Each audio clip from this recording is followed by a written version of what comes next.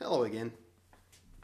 The iPhone, the Apple iPhone. Are you sick of hearing about it yet? Because I am. You know, 6 months ago I made a video. I stayed up all night and I watched the Apple conference thingy where they first announced the iPhone. And I made a video just after the announcement about how excited I was to finally hear about the real story behind the Apple iPhone. It was a reality. It wasn't just a rumor anymore. They were making one. Apple were doing a mobile phone and they were going to do all this really neat stuff with it.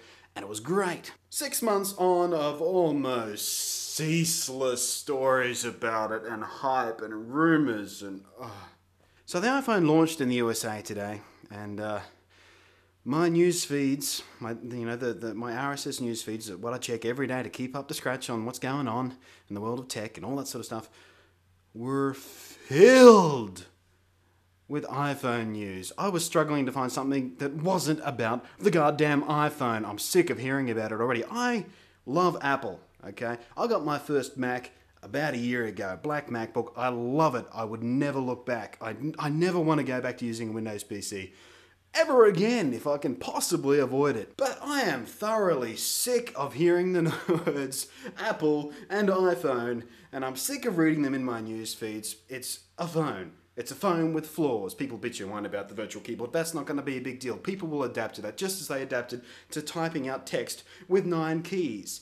Okay, mobile text messaging. Everybody hated that when they first, it's so hard to type with 9 keys. It's stupid. I want a proper keyboard. People adapted. Now you got people that can type on freaking phones faster than they can on a keyboard. Okay, same thing will happen with the iPhone. There'll be a bunch of other carriers that go, touchscreen, we should do that too. And everyone's going to be, double thumb on the touchscreen keyboard, and they'll be just as fast as they were on the T9 predictive text thing. That's not going to be a problem. Battery life, that's not going to be a problem either. Apple says, well, we've doubled the life of the battery and blah, blah, blah. And even if it's half of what they claim it says, it's still about twice as much as most of the other smartphones out there. That's fine. What really may be rubbing me up the wrong way is I can't play with one yet. I want someone out there to send me a free iPhone. Send me a free iPhone. Let me sell it. I'll dance wearing a kilt for a free iPhone. I'll be standing like this and I'll go, free iPhone!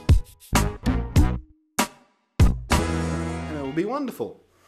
But you know what? I'm kind of glad that Australia's not getting it, because by the time we do get it, we'll get the second generation of iPhone. So hopefully it'll be 3G with much faster data access. Hopefully we'll have a video recording format thing on it, because that's a real deal breaker for me.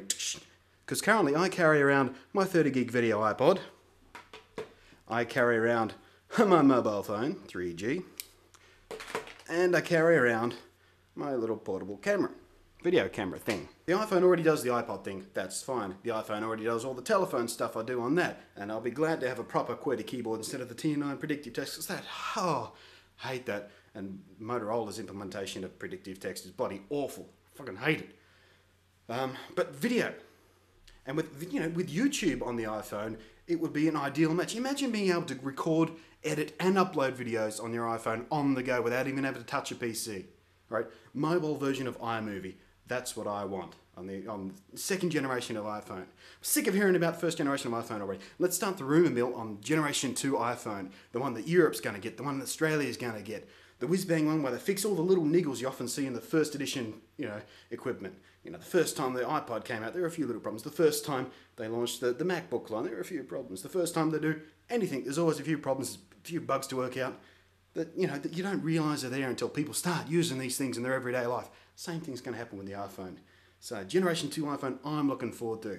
Especially if they go that extra step further with the Google, YouTube partnership kind of thing going on and take it to the next plateau and give me a way to record a video of at least 640 by 480 at 30 frames per second and enable me to edit it on the phone in a little mini iMovie kind of interface, and then allow me to upload them to YouTube and away we go. Killer app. I'll be a happy camper then. But in the meantime, if you're out there and you've happened to bought yourself you're sitting in the USA and you've got an iPhone and you go, this isn't quite as good as I was expecting. I'm a rich bugger. I can just afford to throw this out. Send it to me instead. Yeah, like that'll work. Blunty's begging again. It's not begging, I'm making a joke. Idiots. Catch you next time.